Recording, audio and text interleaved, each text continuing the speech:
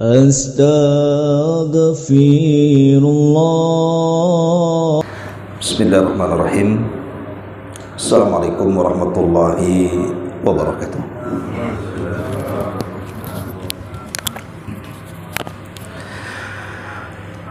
Alhamdulillah wassalatu wassalamu ala Rasulillah wa ala alihi wa sahbihi wa mawalah wa la hawla wa la quwata illa billahi wa ba'du. Alhamdulillah, di pagi hari ini Allah mempertemukan kita kembali di mushola hotel, dan saya ucapkan ahlan wa marhaban, selamat datang kembali di Batam bagi saudara-saudara kita dari Singapura. Salat dan juga salam tentu kita hadiahkan kepada Rasul kita, Nabi besar Muhammad sallallahu alaihi wa ala alihi wasallam.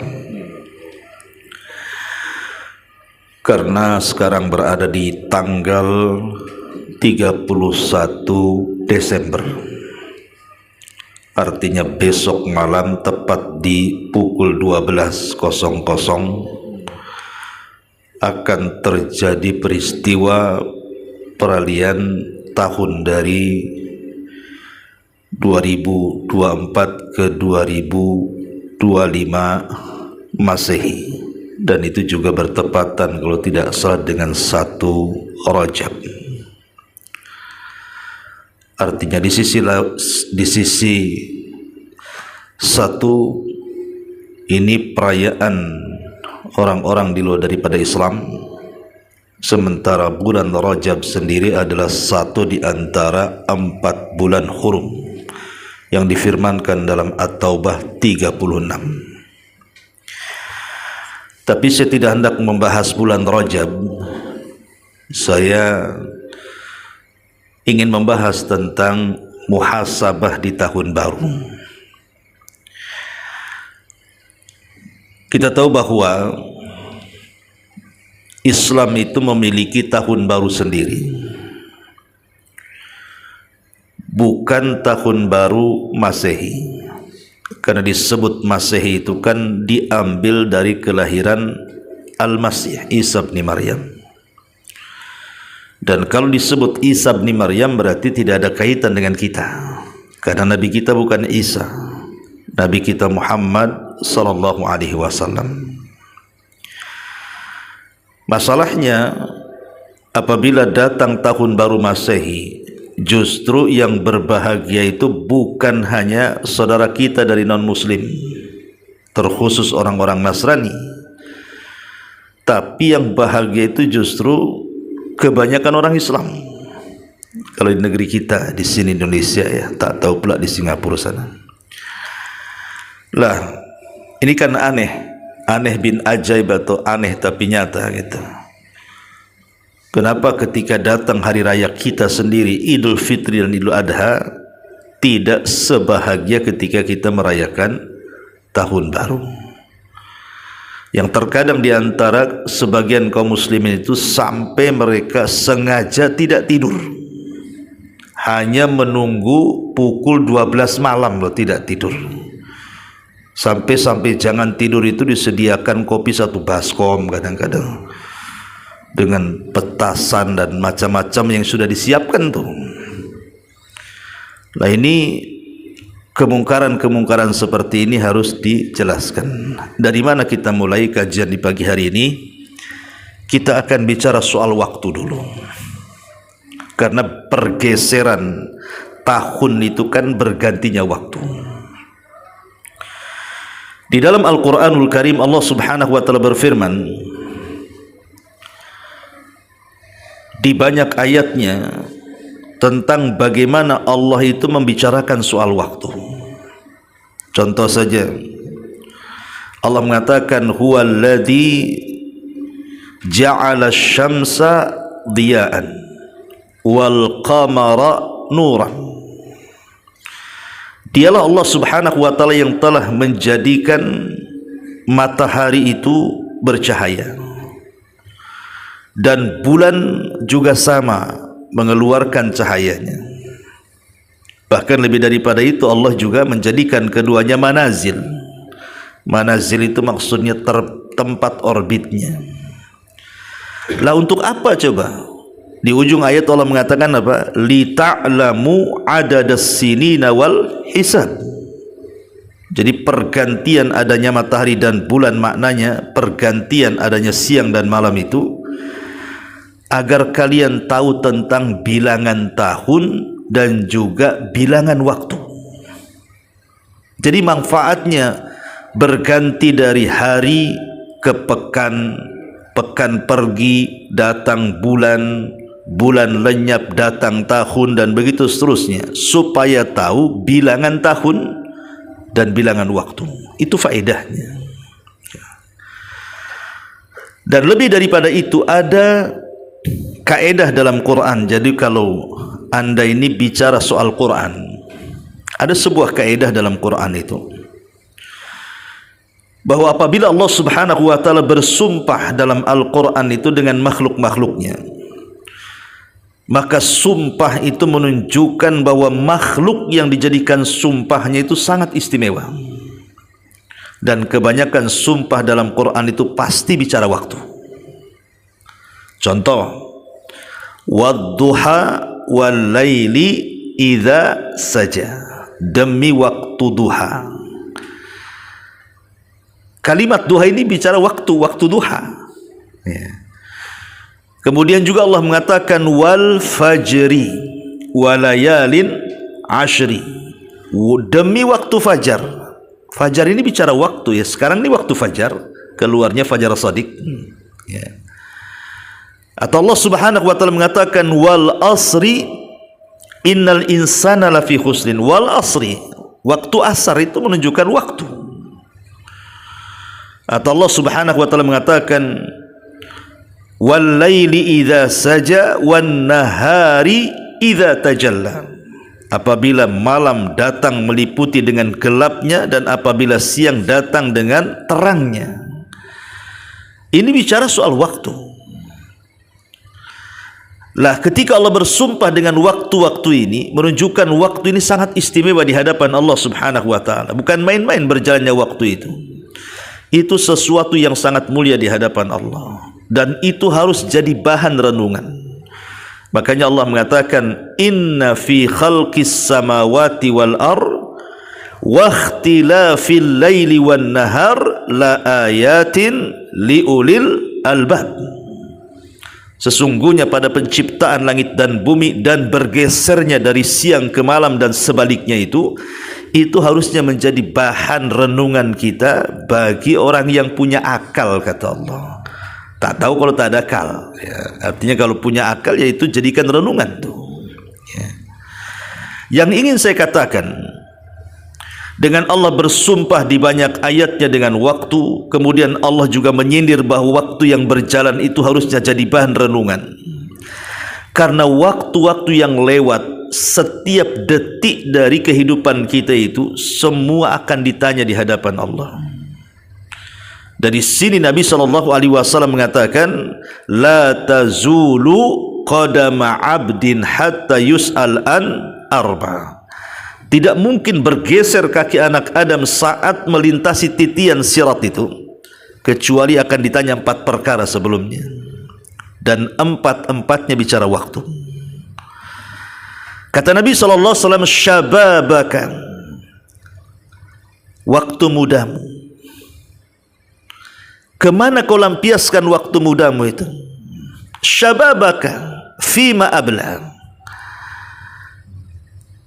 Kemudian kata Nabi SAW, bukan hanya waktu muda akan ditanya itu, tetapi tentang umurnya. Fima afna, kemana dia habiskan. Cukup sampai di situ? Tidak, kata Rasul, wa an ilmihi, tentang ilmunya, sudahkah diamalkan? Dan yang terakhir tentang hartanya, dari mana kau dapat, kemana pula kau belanjakan. Ini kan bicara tentang waktu, 4 perkara ini. Masa muda, waktu. Bicara umur, waktu. Bicara ilmu juga bicara waktu, karena menuntut ilmu itu butuh waktu, berhajat kepada waktu. Mengamalkannya juga berhajat kepada waktu. Tentang harta, mencari harta juga berhajat kepada waktu.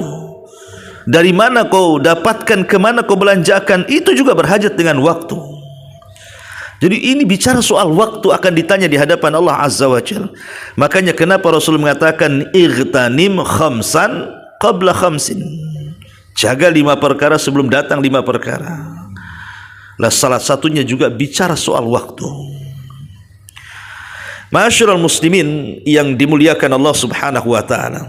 Lihat, kalau kita lihat dalam Quran, ya sedikitlah kupas Quran itu tentang ibadah-ibadah yang dijelaskan dalam Quran itu kebanyakan dikait-kaitkan dengan waktu. Contoh bicara salat. Allah Subhanahu wa taala mengatakan innas salata kanat 'alal mu'minina kitaban mauquta. Sesungguhnya salat itu bagi orang-orang yang beriman itu ada waktu-waktu yang ditentukan. Duhur jam sekian, asar jam sekian, maghrib jam sekian, isya jam sekian, subuh jam sekian. Artinya, lihat bagaimana Allah Subhanahu wa taala menjelaskan tentang salat 5 waktu itu disindir soal waktu. Atau contoh namanya zikir. Allah mengatakan, ya ayyuhalladzina amanu dzkurullaha dzikran katsira wasabbihuhu bukratan wa asila. Wahai orang-orang yang beriman, berzikirlah dengan zikir yang banyak dan bertasbihlah di waktu pagi dan petang.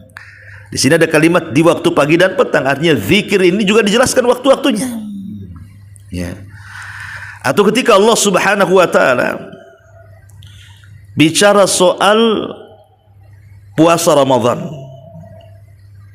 kata Allah Subhanahu wa taala, syahrul Ramadan alladzi unzila fihi al-Qur'an hudan lin-nasi wa bayyinatin minal huda wal furqan, sampai kepada bicara uhillat lakum lailatas siyam ar-rafathu ila nisaikum hunna libasul lakum wa antum libasul lahun. Ketika Allah bicara soal puasa, Allah mengatakan dihalalkan bagi kalian di malam hari. Malam hari kan bicara waktu itu, bahwa orang yang berpuasa di malam hari boleh menggauli istrinya.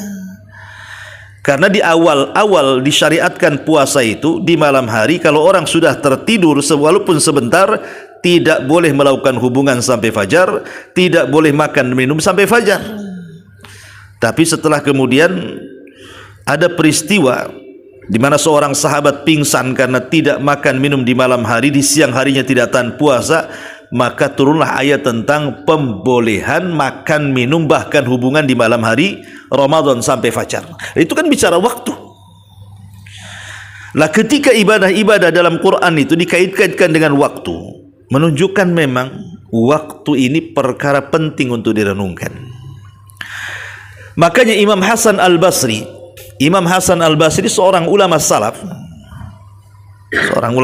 tabi'in, dia mengatakan, ya ibna Adam innaka antal ayyam. Wahai anak Adam, engkau ini sebenarnya kumpulan daripada hari-hari. Jadi kita ini hidup kumpulan daripada hari demi hari yang kita lewati. Kemudian Hasan Al-Basri mengatakan, fa idza dhahabat al-ayyam dhahaba ba'du. Kalau hari-hari itu semakin hilang, maka hakikatnya mengurangi usia kita semakin dekat dengan kematian. Jadi kalau berjalannya waktu sekarang ini, umpamanya ada usia di antara kita 40 tahun, 50 tahun gitu kan. Ketika hari berjalan dari hari ke pekan, pekan ke bulan, bulan bertahun, berarti besok saya, Anda atau siapapun berarti sudah bertambah usia kan. Mau tidak mau pasti kita bertambah usia. Yang tua makin tua. Tak mungkin pula yang tua kembali muda, kecuali hanya angan-angannya saja. Pengen muda tapi muka tak bisa pula dipalsukan kan itu. Tetap ya tua ya tua. Sementara kalau kita melihat di sisi lain, hadis Nabi SAW mengatakan yang membatasi usia umatnya itu berkisar 60 sampai 70 tahun saja. Kata Rasul, a'maru ummati baina sittina wa sab'in. Usia umatku itu berkisar 60 sampai 70 tahun saja. Artinya kita sudah punya patokan tuh. Bahwa Rasul sudah mengatakan umur umat Islam itu kurang lebih dengan umur nabinya. Nabi meninggal di 63 tahun, berarti umurnya berkisar 60 sampai 70 tahun. Kalaupun lebih, di atas 70 tahun itu tak banyak. Berarti kita bisa jadi patokan di sini. Anggaplah 70 tahun.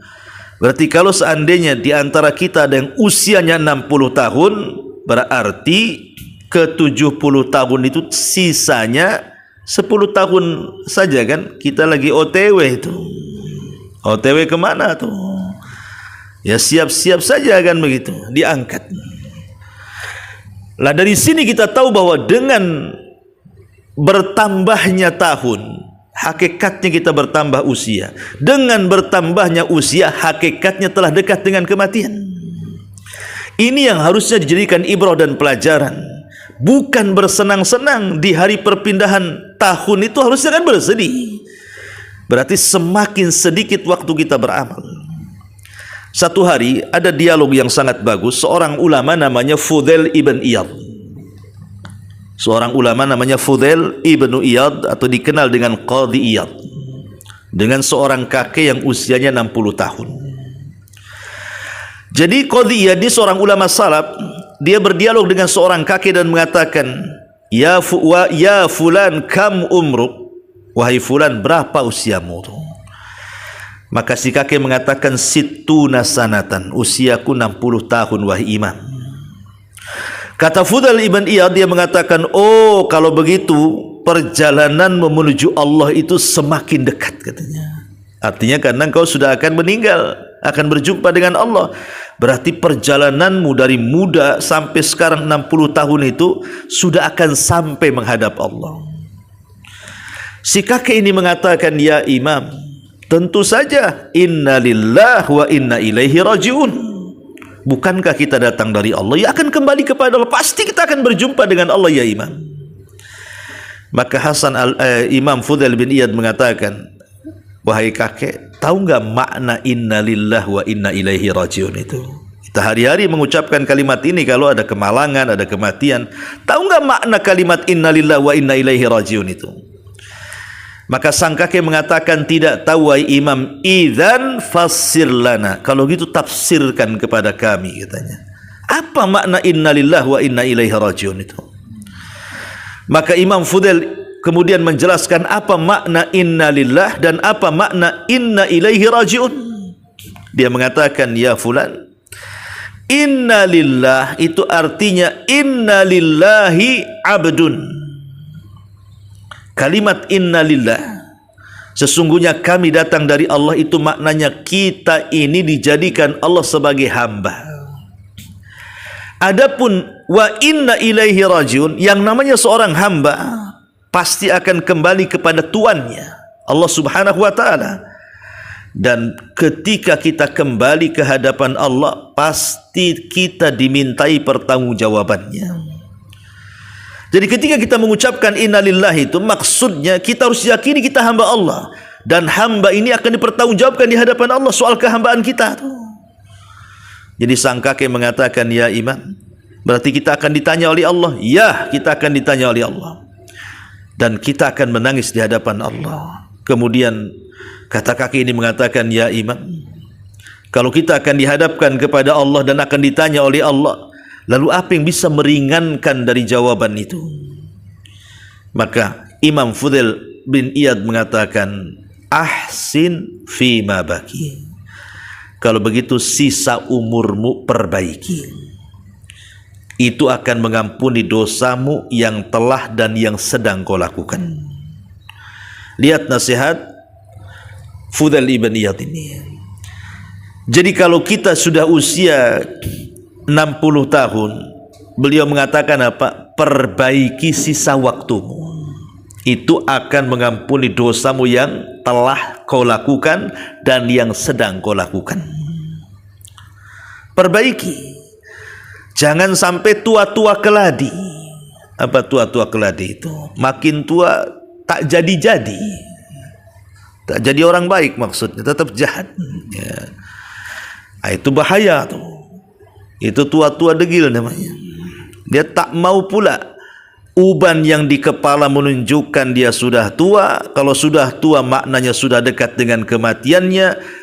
Akhirnya dia tidak mau tua, disemirlah uban itu jadi hitam, seolah-olah masih lambat mati. Makanya dalam Islam itu kenapa uban itu dibiarkan? Kalaupun mau diwarnai jangan warna hitam. Karena supaya kita diingatkan, kita sudah tua, sudah dekat maksudnya.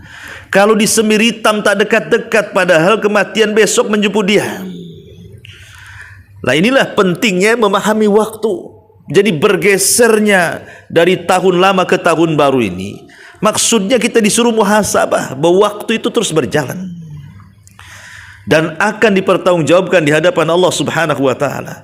Makanya sebenarnya Islam sudah mengajarkan kepada kita bahwa perbedaan dari hari ke hari, pekan ke pekan, bulan ke bulan, tahun ke tahun itu kan sesuatu yang sifatnya memang sudah seperti itu. Ya. Lalu apa yang harus dirayakan? Perpindahan tahun itu sama dengan perpindahan bulan. Perpindahan bulan sama dengan perpindahan pekan juga sama dengan perpindahan hari, kan memang begitu rutinitasnya. Lalu kenapa kemudian kalau sudah perpindahan tahun itu harus dirayakan? Ada sejarah. Inilah yang kemudian kenapa Islam sangat melarang kita kaum muslimin itu merayakan hari raya tahun baru, karena ada sejarah. Dahulu jumlah tahun itu kan cuma 10 tuh, nggak ada Desember, nggak ada Januari. Baru kemudian kita kenal dalam sejarah ada namanya Julian Kalender, yang kemudian tokohnya Julius inilah yang kemudian menambah dari 10 bulan menjadi 12 bulan, kan begitu sejarah Romawinya tuh. Yang kemudian akhirnya diresmikan Vatikan, keluarlah istilah Gregorian Calendar yang kita kenal. Ada seorang pendeta yang kemudian mengekor kepada Romawi yang belakangan kemudian diresmikan PBB. Maka setiap negara anggota PBB harus mengakui tentang kalender 12 Masehi ini, 12 bulan Masehi ini, mau tidak mau. Dan itu terjadi pergeseran kan ketika terjadi kekalahan Turki Utsmani. Itu kan kerajaan yang terakhir yang melestarikan kalender Hijriah, Turki Utsmani itu. Tapi setelah kalah dalam Perang Dunia Pertama, kemudian disusul Dunia Kedua, akhirnya berubah semua sejarah, bergeserlah dari kalender Hijriah menjadi kalender Masehi. Maka lihat penanggalan-penanggalan dicetak itu, Masehinya besar, Hijriahnya kecil. Ya. Dan kalau ya mungkin karena sekarang kalau sudah gajian pun pakai Masehi kan, tanggal berapa Hijriah gajian tak ada, pasti ditanya Masehinya kan. Kalau pakai tanggal Hijriah tak keluar tuh uang gajian tuh, pasti pakai tanggal Masehi kan. Lah itu yang menjadikan banyak bergeser sebenarnya di sini. Jadi sebenarnya keyakinan tahun baru itulah yang kemudian kita kenal dengan dulu sejarah namanya Dewa Janus yang kemudian punya wajah ke depan, punya wajah ke belakang katanya. Dan itu ada filosofisnya. Kenapa punya dua wajah ke belakang itu maksudnya meninggalkan tahun kemarin, ke depan itu maksudnya akan menyongsong tahun depan. Inilah yang kemudian kenapa umat Islam melarang. Karena ada keyakinan. Aku kan gak meyakini soal Dewa Janus umpamanya kan. Ya senang-senang saja. Masalahnya begini. Orang kalau sudah disenangkan dengan hari raya ulang tahun di luar Islam, pasti dia sudah tidak lagi bergairah untuk melaksanakan hari raya sendiri. Itu kebalikan tuh sudah. Memang begitu matematikanya tuh. Orang kalau sudah cinta dengan hari raya orang, pasti benci dengan hari sendiri tuh. Dan ini kan bahaya ya kan. Coba lihat sekarang kemeriahan tahun baru dengan kemeriahan Idul Fitri dan Idul Adha. Ada sebagian kaum muslimin itu yang mereka rela loh mengeluarkan uang untuk membeli petasan, untuk kuliner ke sana kemari, kan begitu ya. Menghabiskan waktu sepanjang malam, belum dengan macam-macamnya di situ, dengan ikhtilatnya, dengan zinahnya, dengan menghambur-hamburkan uangnya, dengan ya menghabiskan waktu tidak ada faedah, semalaman suntuk hanya untuk jam 12 malam. Ya. Dari sisi ini saja, walaupun kita hanya ikut-ikutan saja, itu acara-acara itu tidak ada faedah semuanya itu. Karena biasanya yang saya perhatikan ya, kalau sudah terjadi pergantian tahun itu, mesti ada 3 perkara. Mesti ini ada 3 perkara. Pertama biasanya ada kembang api. Ya kan? Mesti ada kembang api lah, tak mungkin kita hari-hari lewat tuh jualan kembang api di mana-mana tuh. Ya. Sempat saya juga uji iman-iman saudara-saudara kita ini. Belilah kembang api. Oh tak nak, berarti imannya masih kuat. Sempat beli, itu bahaya tuh. Ya. Yang kedua, pasti kalau sudah tahun baru itu ada nyanyian. Nah, mungkin tidak ada nyanyian. Kemudian yang ketiga, pasti ada trompetan. Nah, mungkin tidak ada trompet. Kalau kita perhatikan 3 perkara ini bicara tentang 3 agama. Kembang api identik dengan api, artinya majusi. Nyanyian itu biasanya agama Nasrani, kan agamanya Nasrani kan nyanyi dia. Lihat di gereja kan menyanyi mereka. Trompet ini identik dengan Yahudi. Berarti kalau kita lihat di sini hari raya tahun baru ini itu tasyabuh dengan 3 agama tuh.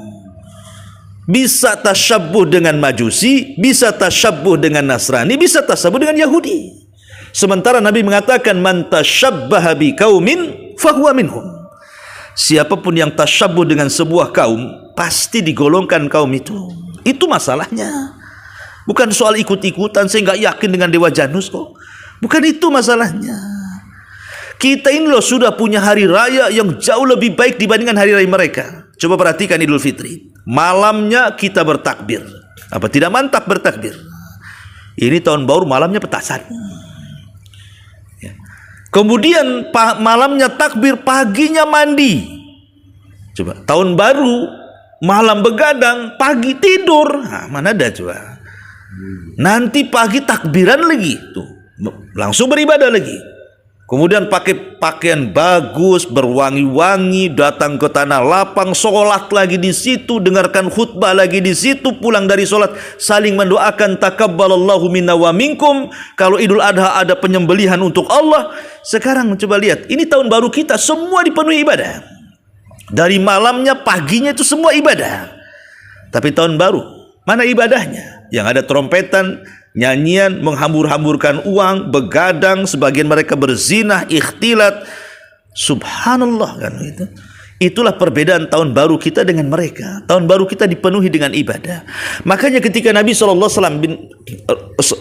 alaihi wasallam berdasarkan riwayat Anas bin Malik radhiyallahu anhu ketika hijrah dari Mekah ke Madinah, para sahabat Ansor di Madinah itu masih terpengaruh dengan budaya Persia.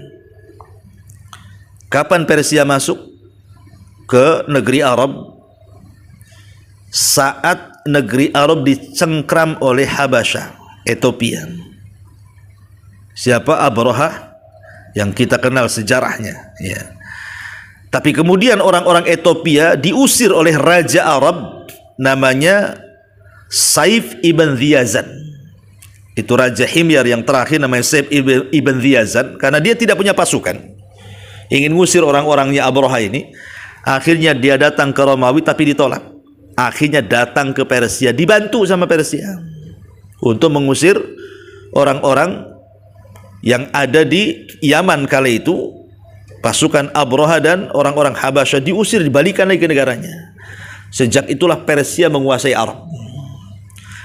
Lah bertahun-tahun Persia menguasai Arab itulah, sehingga banyak perayaan orang-orang Persia diadopsi oleh orang-orang Arab. Saat orang-orang Ansor masuk Islam, dan orang Ansor terdiri dari 2 suku besar namanya Khazraj dan Aus, sama-sama dari keturunan Bani Kailah. Mereka terpengaruh saat masuk Islam itu. Kalau datang 2 hari raya Persia, mereka merayakannya. Namanya Nairuz dan Mihrajan.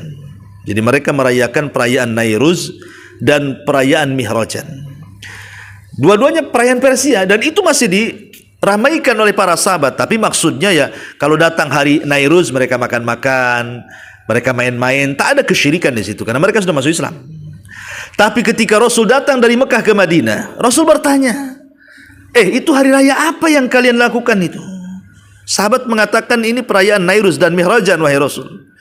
Maka Rasul kemudian mengatakan, innallaha qad abdalakum bi khairin minhuma Idul Fitri wa Idul Adha. Allah sudah menggantikan hari raya kalian, maksudnya hari raya Nairuz dan hari raya Mihrajan, dengan dua hari raya terbaik. Kemudian Nairuz diganti dengan Idul Fitri dan Mihrajan diganti dengan Idul Adha. Artinya Islam sudah punya hari raya sendiri. Ngapain kemudian kita merayakan hari raya tahun baru yang hakikatnya itu kita bicara soal perhitungan bulan sampai ke tahun Masehi. Berarti kalau disebut Masehi, ya kaitannya dengan Nasrani, siapa lagi? Begini ikhwatu fiddin muliakan Allah Azza wa Jalla, setiap ulang tahun, mau agama apa saja, mau Hindu, mau Buddha, mau Konghucu, mau Islam, mau Yahudi, mau Nasrani, sebutkan agamanya. Pasti kalau merayakan sebuah hari raya itu pasti ada keyakinan kan? Nggak mungkin tidak ada keyakinan. Ya, pasti ada keyakinan di dalamnya kan? Seperti umpamanya orang Nasrani memang ada keyakinan tentang kelahiran Tuhan mereka. Ya. Lah keyakinan-keyakinan itulah yang menghalangi kita untuk tidak ikut perayaan mereka. Contoh umpamanya Natal. Kenapa Imam Ibnul Qayyim dengan tegas mengatakan at-tahni'atu, memberikan tahniah salam, selamat hari Natal gitu ya. Itu dikatakan haramun bil ittifaq. Haram secara kesepakatan ulama, tidak ada khilaf. Mengatakan selamat hari raya Natal itu haram secara kesepakatan. Bukan berarti kita tidak toleransi, tidak. Kita menghargai mereka. Lakum dinukum waliyadin, kan gitu ya. Agama kita, agama kalian. Tapi masalahnya, kalau saya mengatakan selamat hari Natal, itu konsekuensinya 3. Pertama, kita mengakui ketuhanan Yesus, Isa Kristus. Akhirnya kita meyakini bahwa dia Tuhan, karena kita katakan selamat ya Isa jadi Tuhan, kan begitu jadinya ya. Kemudian yang kedua, konsekuensinya kita meyakini Isa sudah mati dan Isa tersalib di tiang saliban, padahal keyakinan Islam tidak seperti itu. Isa belum mati, Isa itu diangkat loh ke langit, dan Rasul pernah berjumpa dalam peristiwa Isra Mi'raj di langit kedua, dan akan turun di akhir zaman untuk membunuh Dajjal, membunuh salib, mematahkan salib, membunuh babi, dan menjadi hakim yang adil. Itu berdasarkan nas hadis ya. Kemudian yang ketiga, mau tidak mau ketika kita memberikan selamat kepada ulang tahun mereka, kita meyakini Isa itu lahir di tanggal 25 Desember. Ini kan masalah. Kenapa? Karena kita sudah punya Quran yang menjelaskan tentang kelahiran. Bahkan suratnya pun dinisbatkan kepada ibundanya Isa, surat Maryam. Dalam surat Maryam itu dijelaskan saat Maryam hamil, kemudian melahirkan Isa, Allah mengatakan apa? Wa huzzi ilaiki, hentakkan kakimu ke pohon kurma itu. Tusakit alaiki rotaban janiya, maka akan berguguranlah kurma-kurma basah itu, kau makan tuh di situ. Pertanyaannya, ada nggak bulan Desember panen kurma? Tak ada. Panen kurma itu bulan 6, bulan 7. Tak ada bulan Desember itu kurma panen, itu tidak ada. Ceritanya dari mana Desember itu banyak kurma? Ya. Dari sini berarti kalau kita mengucapkan selamat, mau tidak mau kita meyakini ketuhanan mereka. Isa bin Maryam, yang mereka katakan Tuhan, yang mereka katakan satu di antara 3 Tuhan, yang mereka katakan Tuhan itu sendiri gitu, anak Tuhan, dan begitu seterusnya. Pada Allah mengatakan lam yalid wa lam yulad wa lam yakul lahu kufuwan ahad. Allah tidak melahirkan dan tidak dilahirkan. Ini tegas ya. Kemudian Allah juga katakan Isa itu belum mati. Wa ma qataluhu wa ma sallabuhu walakin syubbiha lahu bal rafa'ahu Allahu ila sama. Ketika orang Yahudi mengatakan aku sudah membunuh Isa, katanya, Allah katakan, siapa bilang? Dia tidak dibunuh, dia tidak disalib, bahkan dia diserupakan. Jadi yang diserupakan itu yang dibunuh, dianya diangkat ke langit. Dan itu keyakinan Quran. Termasuk juga kelahirannya. Lah sama ketika kita juga mengucapkan selamat tahun baru itu kurang lebih seolah-olah kita selamat kepada kelahiran Dewa Janus yang memiliki dua muka depan dan belakang itu. Jadi tidak ada satupun perayaan kecuali ada keyakinan di baliknya. Makanya ajarkanlah kepada anak-anak kita, ya, tidak perlu kita mengucapkan selamat pada hari raya di luar daripada Islam. Banggakan Islam karena itu agama yang paling hak. Inna dina indallahil Islam. Agama yang paling diridhoi itu Islam. Makanya Salman Al-Farisi di zaman Nabi berdialog dengan orang Yahudi, ya. Jadi orang Yahudi ngomong sama Salman Al-Farisi itu, dia mengatakan apa? Ya Salman, hal sahibukum, maksudnya apakah saudaramu, maksudnya Rasul kita Muhammad SAW, yu'allimuka kulla syai'in hatta al-khira'ah, mengajarkan segala sesuatu sampai kepada urusan jamban, katanya. Kata Salman, ajal, ya, Nabi kami mengajarkan segala sesuatu sampai urusan jamban. Lihat, masuk jamban saja ada doanya. Di dalam jamban tidak boleh menghadap kiblat, membelakanginya. Nanti keluar jamban kita katakan gufronak dan begitu seterusnya. Mana ada agama yang mengatur urusan manusia sampai urusan jamban? Nggak ada. Hanya Islam yang mengatur. Saking lengkapnya Islam gitu maksudnya. Kemudian dengan bangganya Salman mengatakan, ajal, ya. Itulah harusnya kebanggaan para sahabat, juga tertanam pada kita. Karena Islam itu ya'lu wa la yu'la. Islam itu tinggi dan tidak yang lebih tinggi dibandingkan Islam. Makanya Umar bin Khattab radhiyallahu an sampai mengatakan kepada Abu Ubaidah bin Jarrah, ketika Umar mau mengambil kunci Baitul Maqdis, ya, kan Umar kan pakai pakaian biasa. Pakaian yang dari Madinah berjalan kaki sampai ke Syam 1 bulan itu nggak diganti. Pakaian itulah yang akan mengambil kunci Baitul Maqdis. Jadi Abu Ubaidah mengatakan, ya Amirul Mukminin, gantilah pakaianmu, katanya. Masa pakaian kayak gini? Ini bukan pakaian raja.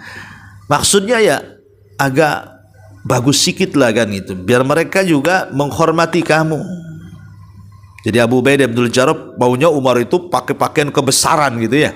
Tapi Umar masih pakai pakaian itu yang lusuh dari Madinah tuh. Lalu Umar marah kepada Abu Ubaidah bin Jarrah. Apa katanya?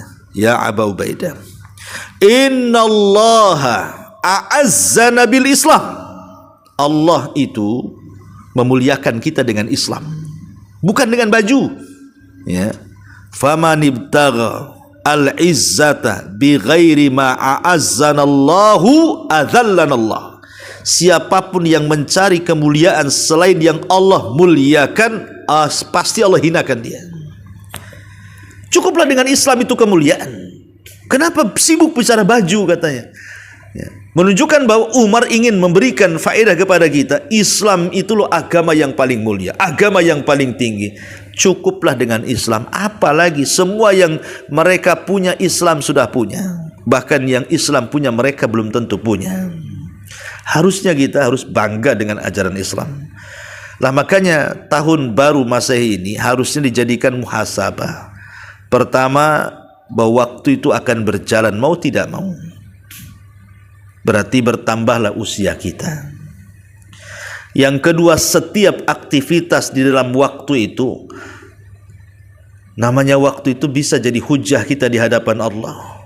Bahwa kita menggunakan waktu itu dengan baik atau bisa mencelakakan kita dan mengatakan waktu di hadapan Allah, orang ini tidak memanfaatkan diriku.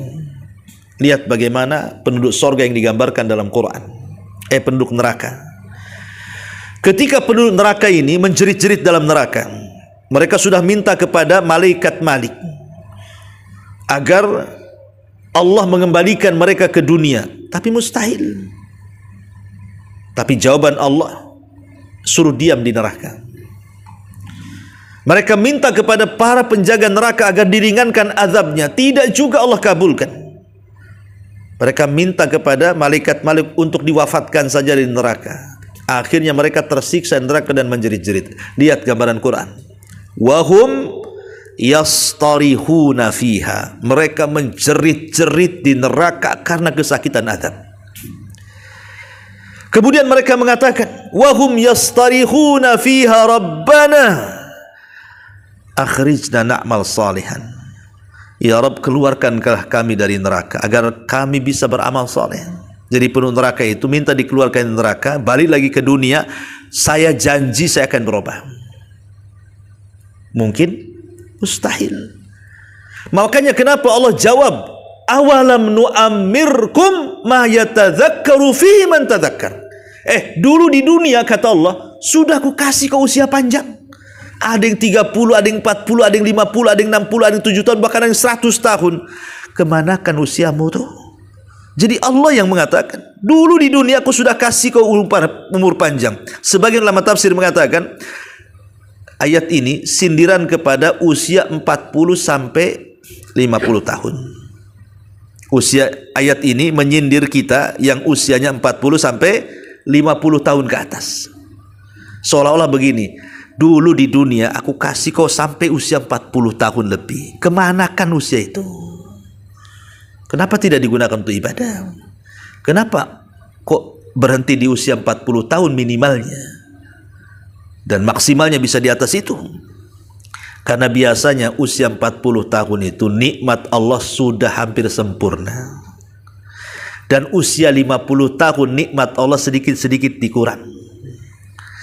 Usia 40 tahun rata-rata sudah menikah. Rata-rata sudah punya anak. Rata-rata sudah punya tempat tinggal. Rata-rata akalnya itu sudah mulai berpikir dewasa. Itu nikmat semua. Jadi secara keseluruhan nikmat Allah itu biasanya sudah diberikan di usia 40 tahun. Tapi nanti di usia 50 tahun ke atas mulai dicabut satu-satu. Pandangan mulai buram, katarak terpaksa dioperasi. Nah, itu kan, mulai itu ya. Pendengaran mulai itu budak kan begitu ya. Harus dekat ya. Ya. Kalau jauh itu disangka orang lain dipanggil padahal dia sedang dipanggil tuh. Mulai itu mata juga mulai buram. Kecuali uang dolar. Nah, itu agak jelas kan ya. Kalau yang lain buram-buram lah itu. Itu pikiran mulai lelet bahasanya ya. Ya. Jadi sudah mulai kurang cara berpikirnya, lambat cara berpikirnya. Tenaga sudah mulai ngos-ngosan, naik tangga satu aja semput. Nah, mulai itu ya. Lari, jantung udah pasang ring udah berkali-kali itu ya. Udah mulai itu ya. Jadi usia 50 tahun ke atas mulai ya. Dan cara dialognya juga akan berbeda tuh. Mungkin ya ketika kita usia-usia 20 tahun yang diceritakan soal cita-cita.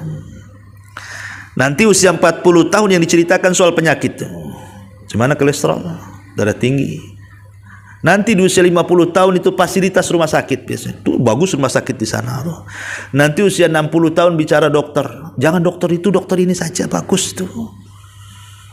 Nanti ujung-ujungnya mati. Karena dari pembicaraan saja sebenarnya kita sudah tahu kita ini akan mati sebenarnya. Tapi kita tidak sadar kalau kita akan mati. Makanya di antara tanda-tanda kiamat itu adalah mautul faj'ah. Kematian mendadak tanpa sadar dia mati. Dulu di zaman Nabi, orang yang mati di jalan raya itu tidak ada. Karena tidak mungkin unta nabrak unta. Dulu kan kendaraannya unta, kuda. Di jalan raya tak ada tabrakan unta sama kuda. Tapi hari ini lihat, mobil tron gitu ya, tabrak dengan kijang, mati. Dan kebanyakan anak-anak muda di zaman sekarang meninggal. Kalau di zaman dulu mungkin saya masih kecil-kecil ya, itu rata-rata yang meninggal orang tua. Anak-anak muda itu ya rata-rata panjang loh umurnya. Tapi zaman sekarang kan terbalik. Ya, anak muda yang banyak mati. Kenapa? Yang trek-trekan sepeda motor tak ada orang tua. Geng motor itu semua anak muda. Tak ada geng motor usia-usia 60 tahun. Tak payah jadi geng motor, dia pasti mati itu. Artinya bahwa kematian justru sekarang terbalik. Banyak anak-anak muda mati kena narkoba, mati kena minuman keras, oplosan, belum lagi kemudian geng-geng motor, tawuran, perang antar geng dan begitu seterusnya. Orang tua di rumah aja tak tahu apa-apa, anaknya mati. Dari sini kematian faj'ah itu sudah disabdakan Rasul 14 abad yang silam. Itu tanda-tanda kiamat. Belum lagi haraj, saling bunuh-membunuh sehingga nyawa tidak berharga lagi. Sampai Rasul mengatakan al-qatil la yadri fima qatal, al-maqtul la yadri fima qutil. Yang membunuh dia bingung kenapa bisa membunuh. yang dibunuh makin bingung, kenapa aku bisa dibunuh katanya. Karena sekarang membunuh itu tak ada alasan. Islam itu membuat aturan, boleh kau membunuh kalau dia seorang pezina yang pernah menikah, kalau dia pernah membunuh terjadi kisos, atau kalau dia murtad dan begitu seterusnya. Ada aturan kan? Sekarang bunuh-bunuhan ada aturan? Tak ada. Masalah waris, bunuh, ya kan? Tersinggung saja main bunuh sekarang ini. Gara-gara tersinggung ucapan, bunuh. Bayi hasil zina, bunuh, ya. Mereka tidak paham semua akan terjadi kisos pada hari kiamat, di mana orang-orang itu akan dihadapkan kepada Allah dan mengatakan, sal hadza lima qatalani ya Rabb, tanya orang ini kenapa dia bunuh saya, katanya. Semua akan ada hisabnya. Jadi waktu yang berjalan itu semua ada hisabnya. Harusnya di tahun pergantian tahun itu kita berpikir, kita menangis, adakah tahun depan akan lebih baik daripada tahun kemarin. Itulah muhasabah namanya. Kata Umar bin Khattab, hasibu anfusakum qobla'an tuhasabu, hisablah diri kalian sebelum nanti Allah yang hisab. Mau Allah yang hisab atau kau yang hisab? Tinggal dua pilihan saja. Hasibu anfusakum, buatlah hisab diri kalian. Jangan sampai hari ini tidak lebih baik daripada hari kemarin, jangan sampai besok tidak lebih baik daripada hari ini. Itu prinsip seorang muslim seperti itu. Tapi kenyataannya sekarang ini banyak sekali justru tidak ingat usia. Makin tua makin jahat, makin kemana-mana. Nah inilah makanya kemudian faedah muhasabah di tahun besok, ya, besok malam itu, sudahlah kita berzikir kepada Allah Subhanahu wa taala, berdoa kepada Allah semoga Allah memberikan keberkahan. Makanya ada istilah Nabi kalau melihat ada pergantian bulan, umpamanya dari Sya'ban ke Ramadan lah contohnya. Itu kan biasanya nanti di tanggal 29 Sya'ban nanti kan kita lihat bulan tuh, ya. Kalau nampak bulan berarti besok 1 Ramadan. Kalau tidak nampak bulan berarti Sya'ban digeser 30 hari, baru setelah itu 1 Ramadan. Karena bulan Hijriah itu cuma 2, 30 dan 29. Lain kalau Masehi ada 31-nya kan gitu ya. Artinya ketika Rasul mengatakan kalau engkau melihat bulan, berdoalah kepada Allah, Allahumma ahillahu alaina bil amni wal iman wat taufiqi wal Islam. Kita disuruh minta 4 perkara. Kalau kita berganti tahun itu, minta 4 perkara. Apa yang kita minta? Minta kepada Allah agar kita diberikan keamanan. Negeri kita, saya di Indonesia meminta keamanan di negeri saya. Anda ada di Singapura, minta juga keamanan di Singapura. Karena hidup di negeri konflik itu susah ibadah. Lihat Palestina, terjadi perang dengan Israel, susah untuk ibadah, takut dengan sniper, tahu tuh kena bom, gak tenang ibadah, ya. Dia Suriah, nampak memang jihad kan begitu, tapi coba lihat mereka ketakutan dalam beribadah karena tidak ada keamanan. Minta keamanan. Kalau bergesernya tahun itu minta keamanan. Yang kedua, minal amni wassalam, dan minta keselamatan. Bukan hanya keamanan saja, minta kepada Allah supaya kita diselamatkan, selamat dari penyakit, supaya kita nyaman ibadah, selamat dari ekonomi, tidak susah cari pekerjaan, selamat keluarga, semoga tidak ada yang nakal, dan begitu seterusnya. Minta keselamatan dunia dan akhirat. Kemudian yang ketiga, minta kepada Allah taufik, hidayah. Karena hidayah itu milik Allah. Minta, hanya Allah yang ngasih hidayah. Kita yang berubah, kita kan Allah, bukan kita sendiri, ya. Kemudian juga bil amni wal aman, ya, dan yang terakhir tentu ini yang paling penting, minta supaya keimanan kita diperbaharui. Jangan sampai kemudian tahun baru ini tidak merubah sama sekali, ya. Walaupun okelah tidak berubah dari segi amal solehnya, kok podo wae dengan tahun kemarin, maka minimalnya maksiat kurangi, gitu saja. Kalau kita tidak bisa menambah amal, minimalnya maksiat kurangi. Ini sudah tidak nambah amal, nambah maksiat, susah lah hidup kayak gini nih. Bagus mati saja kan itu. Kenapa? Karena Abbas ibn Abdul Muthalib pernah sakit parah, tak tahan dengan sakitnya, dia meminta kepada Allah untuk segera diwafatkan. Nabi dengar di sampingnya, hei Abbas, jangan bercita-cita ingin mati, kata Rasul. Kenapa? Sebab kalau kau disembuhkan, kau orang jahat, kau ada kesempatan tobat. Kalau engkau orang baik, Allah sembuhkan, ada kesempatan menambah pahala. Jangan berangan-angan ingin mati. Karena nanti di akhir zaman ada orang yang akan mengatakan apabila lewat di kuburan, kenapa aku saja yang di situ, katanya. Nanti akan ada orang ngomong begitu tuh. Di akhir zaman tuh ada orang yang bercita-cita pengen mati, mungkin karena susahnya ekonomi, banyaknya permasalahan, ya mungkin difitnah tidak tahan, mungkin harus menghidupi keluarga, akhirnya lebih baik mati daripada hidup. Dia sangka mati itu menyelesaikan masalah. Tidak, dia harus menghadapi banyak masalah justru setelah kematian itu. Makanya kalau kita sedang sakit parah, setan itu akan datang dengan pasukannya untuk menggoda orang yang sakit, yang hendak mati itu jangan sampai dia husnul khotimah. Kalau bisa dia su'ul khotimah, karena itu detik terakhir dia menggoda dia masalahnya. Habis itu nggak ada lagi waktu untuk menggodanya kan. Makanya dia membuat was-was. Dah mati sajalah saya. Ngapain pula, kasihan yang jaga saya, katanya. Pada Rasul melarang, tidak boleh. Kecuali doanya cuma satu, kata Rasul. Wa in kana walabud. Kalau memang harus berdoa ingin mati, katakan ya Allah, jika kematianku lebih baik, matikan. Jika kehidupanku lebih baik, sembuhkan. Itu saja. Selain itu tidak ada lagi. Karena Rasul mengatakan jangan berangan-angan dari kematian. Wallahu a'lam bishawab. Ini diantara faedah tentang kenapa kita tidak boleh kaum muslimin itu untuk merayakan, ikut merayakan, mengucapkan selamat saja tidak boleh. Karena kita sudah punya hari raya sendiri dan punya kebanggaan Islam. Itu harus ditampakkan ke umat-umat yang lainnya, Islam agama yang tinggi dan tidak yang lebih tinggi dibandingkan agama Islam. Wallahu a'lam. Kita buat soal jawab silakan. Kalau ada yang mau bertanya, kita kasih kesempatan. Silakan. Ya. Kalau kita tak boleh macam meraihkan tahun baru, tapi kita menggunakan hari bulan Gregorian ni gimana? Hari bulan Masih dengan 1 Disember. Iya, alhamdulillah. Ya sekarang sih kalau kita mungkin tidak bisa merayakan karena itu akidah yang lain. Bagaimana pula dengan penanggalan? Ya. Ulama mengatakan sebenarnya penanggalan itu secara zatnya tidak terlarang. Contoh namanya kita gunakan untuk sinyal masuk Ramadan, umpamanya kan tanggal sekian, ya untuk membantu saja. Sama dengan jam. Jam ini hanya untuk membantu saja. Karena hakikatnya kita ini harus melihat matahari.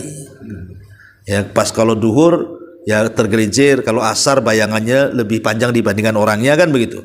Kan kita harusnya belajar. Kalau orang-orang tempo dulu ya, mereka tahu waktu-waktu sholat tanpa melihat jam. Tengok matahari aja, masuk duhur, masuk asar kan itu. Datanglah jam di sini. Karena bagaimanapun jam lebih banyak manfaatnya, walaupun ada madaratnya kan itu ya.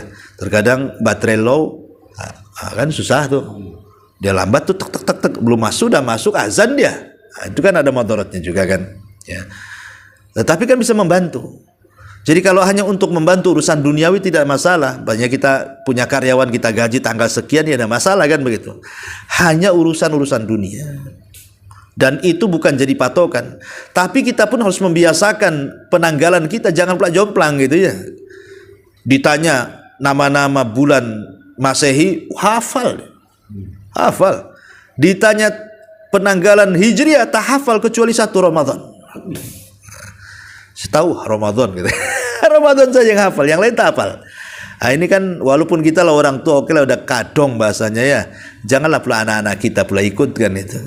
Ya dari sekarang lah doktrin keislaman itu harus ditanamkan. Jadi kalau hanya untuk membantu urusan duniawi tidak ada masalah, tapi jangan ada keyakinan sama sekali. Karena semua nama-nama bulan Masehi itu nama dewa semuanya. Ya kan? Semua kan nama-nama dewa tuh. Januari dari Janus kan itu ya. Nah, semua nama dewa orang-orang Romawi. Sementara kalau kita lihat penanggalan Hijriah kan semua nama-nama doa. Kan beda tuh, satu nama doa, satu nama dewa kan itu. Akan berbeda kalau kita tanamkan ke anak-anak kita. Wallahu a'lam. itu Ustaz. Ya, Ustaz. Kan Ustaz tadi cerita berkenaan dengan api itu. Sekarang kan amalan api di mana Ustaz cakap itu adalah kaum majusi. Oke. Tapi kita umat Islam sendiri pun mengamalkan macam bunga api juga tu. Jadi dalam perayaan hari-hari budak-budak lah. Apakah itu pun boleh menyebabkan iman kita jadi turun atau bagaimana kan? Iya, itulah makanya kadang-kadang perkara-perkara kecil itu akan jadi besar kan. Hari raya Idul Fitri Idul Adha itu kan sebenarnya kan harus diajarkan orang tua ke anak itu, jadikan hari raya Id itu sebagai ibadah besar kita kepada Allah kan harusnya. Makanya kenapa disunahkan berkunjung ke kerabat gitu ya. Kemudian saling mendoakan taqabbalallahu minna wa minkum, kemudian menggunakan pakaian bagus dan wangian bagi laki-laki dan perempuan menutup aurat, kemudian saling bersilaturahim, itu kan betul-betul ibadah. Tapi karena sudah melihat cara-cara, dia sudah biasa dengan hari raya di luar Islam, bahwa harus ada trompet, terus ada kembang api, akhirnya dimasukkan ke dalam Islam. Itu yang jadi masalah ya. Tapi apakah keluar dari enggak? Kan begini ya, ada orang merayakan dengan melakukan hal-hal tertentu itu karena sebuah keyakinan. Ya kalau ada keyakinan ya iyalah, tapi kalau nggak ada keyakinan ya nggak ada masalah. Itu kan hanya paling mungkin kalaupun terlarang masuk kepada bab tabdzir. Tabdzir itu artinya menyia-nyiakan harta untuk yang semestinya. Kan ada kalimat dalam Quran itu tentang masalah harta. Pertama israf, wala tusrifun, yang kedua tabdzir, al-mubadzirun. Kan ini ya. Apa bedanya israf dengan tabdzir? Ya. Kalau israf itu membelanjakan harta ke jalan yang benar tapi berlebihan. Contoh namanya makan. Makan kan perkara mubah boleh.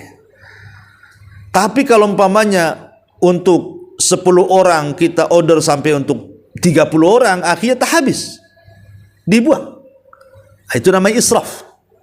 Ya, betul-betul membelanjakan ke yang halal tapi berlebihan. Umpamanya di rumah cuma suami istri berdua. Masak pula banyak-banyak untuk sekampung. Habis makan berdua kenyang dibuang. Itu israf namanya. Membelanjakan kepada sesuatu yang halal tapi berlebihan.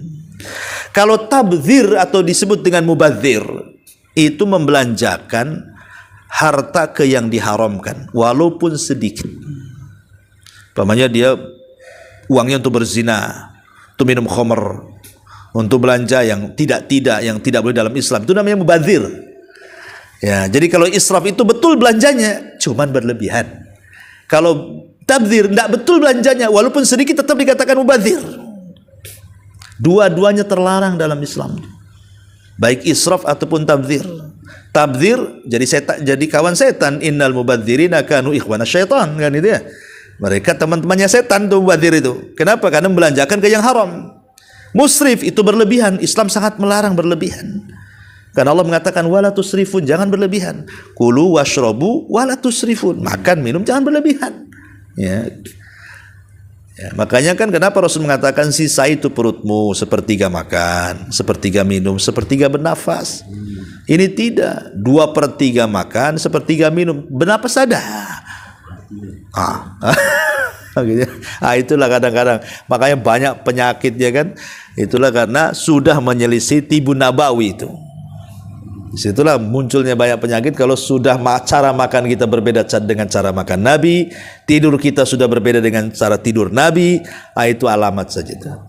Coba Nabi itu jarang berpenyakit. Nabi itu di usia 50 tahun lebih dia berpoligami loh.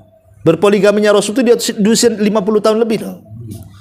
Setelah 51 ke atas baru dia kawin satu sampai istrinya kalau dikumpulkan 11. Yang sudah meninggal kan. Mengurusi istri, lah yang masih hidup 10 umpamanya. Tapi mengurusi orang 10 di usia sebegitu.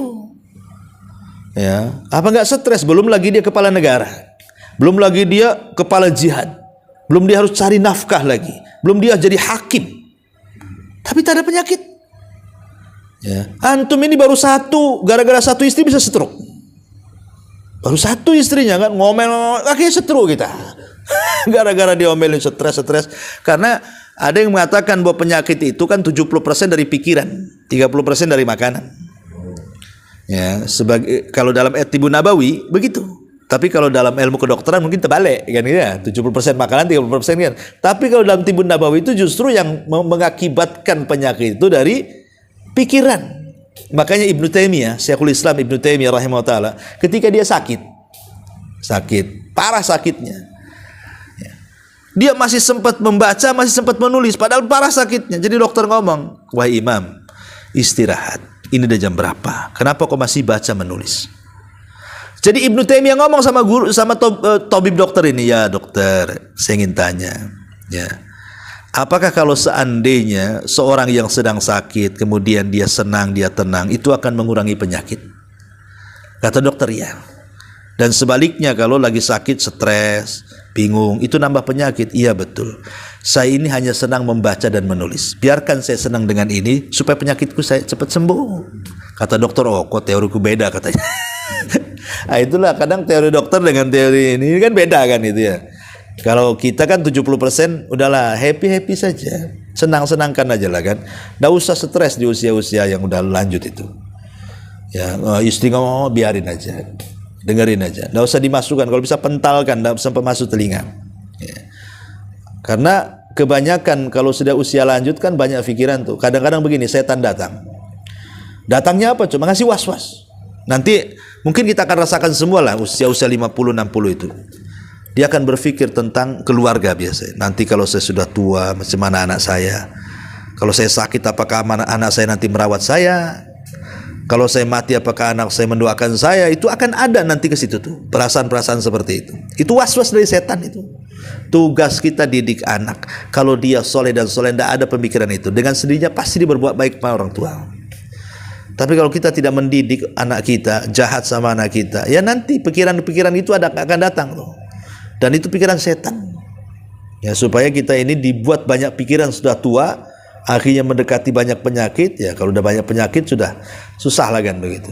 Ya walaupun kematian itu juga tidak lepas daripada takdir. Nah, tapi apakah kemudian kalau mati kita ini ditakdirkan 60 tahun, kemudian kita sudah 50 tahun, 10 tahun kita akhirnya banyak penyakit, tunggu takdir kematian, kan gak enak juga gitu bertahun-tahun sakit.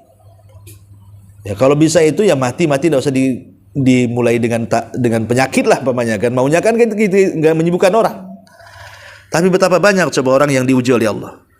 Ketika dia sebelum meninggal menyusahkan semua orang. Keluarganya disusahkan, akhirnya menjaga, merawat. Ada juga akhirnya yang menjaga di keluarga lebih mati daripada orang yang dirawatnya. Ya kecapean, kelelahan. Nah, ya kita sih mau kalau meninggal itu kalau bisa tidak menyusahkan orang. Entah mati sedang sujud, entah mati sedang puasa, entah mati dengan baca Quran, entah sedang umroh, entah sedang haji. Intinya mintalah kepada Allah kematian terbaik. Dan itu harus kita ucapkan pada setiap sholat kita. Ya minta, karena kan kematian kita tidak tahu masalahnya. Kapan namanya mautul faj'ah, kematian tiba-tiba itu sudah banyak kita saksikan. Lagi tidur datang tsunami, lagi tidur datang gempa, lagi tidur datang angin, lagi tidur datang banjir. Nah, udah banyak di depan kita itu. Lagi berjalan tahu-tahu ada orang kecelakaan mati di tempat. Hari-hari kita dipertontonkan kematian, tapi tidak yakin kita akan mati, itu masalahnya. Bahkan ada orang yang mengkafani, ikut menyolatkan, ikut menguburkan, pulang dari kuburan happy seolah-olah tak terjadi apa-apa. Padahal masuk kuburan saja kita diajarkan untuk salam, untuk mengingat kematian kan itu. Ini pulang dari kuburan rasanya dia tak pernah mati itu. Ini kan masalah di sini ya. Berarti hati kita itu yang masalah. Wallahu a'lam. Dah? Ya. Oke. Ya, mudah-mudahan ada manfaatnya. Kita tutup dengan doa kafaratul majlis. Subhanaka wa bihamdika asyhadu an la ilaha illa anta astaghfiruka wa atubu ilaik. Allahu ta'ala alam. Assalamualaikum warahmatullahi wabarakatuh.